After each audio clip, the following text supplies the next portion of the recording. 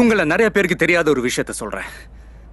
India முழுக்க ஒவ்வொரு 30 நிமிஷத்துக்கு ஒரு விவசாயி தற்கொலை பண்ணிக்கிறான். அவங்க குடும்பமே தெருவுக்கு வருது. இது கடந்த 10 வருஷமா நடந்துகிட்டு வருது. அவங்களோட பரம்பரையை உங்களுக்கு சாப்பாடு போடுறதுக்காக வாழ்ந்த குடும்பம் கொஞ்சம் கொஞ்சமா அழிஞ்சுக்கிட்டு வருது.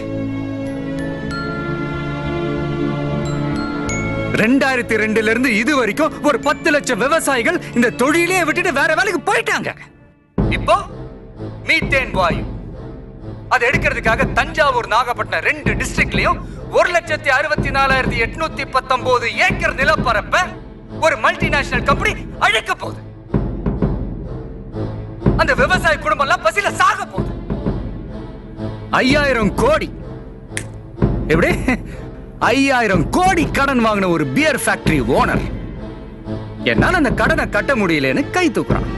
ஆனா அவன் தற்கொலை பண்ணிக்கல. அவனுக்கு லோன் கொடுத்த அதிகாரிகளும் தற்கொலை பண்ணிக்கல. ஆனா 5000 ரூபா கடன் வாங்கின ஒரு விவசாயி அதை கட்ட முடியாம வட்டி மேல வட்டி ஏறி பூச்சி மருந்து குடிச்சு தற்கொலை பண்ணிக்கிறான். இதெல்லாம் கவனிக்க சிட்டியில இருக்கிற உங்களுக்கு நேரம் இல்ல. இத சொல்லத்தான் டிவி சேனல் கிட்ட கேட்டோம். ஆனா டிவில லேகியம் விற்கவும், சமையல் செய்யவும், டான்ஸுக்கு மார்க் போடவும் டைம் இருக்கு. ஒரு கிராமம் அழிய போறத சொல்ல 2 நிமிஷம் இல்ல.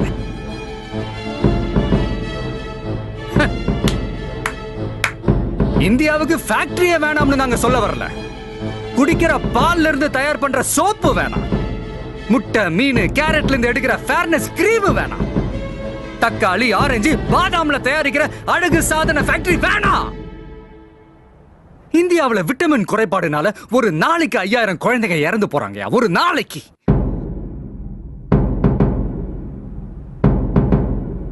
பணக்காரன் யூஸ் பண்ற ஒரு காண்டம்ல ஸ்ட்ராபெரி ஃபிளேவர் வேணும்னா ஒரு ஏழை குழந்தை தன்னோட வாழ்க்கையில ஸ்ட்ராபெரியை நினைச்சு பார்க்க முடியுமா?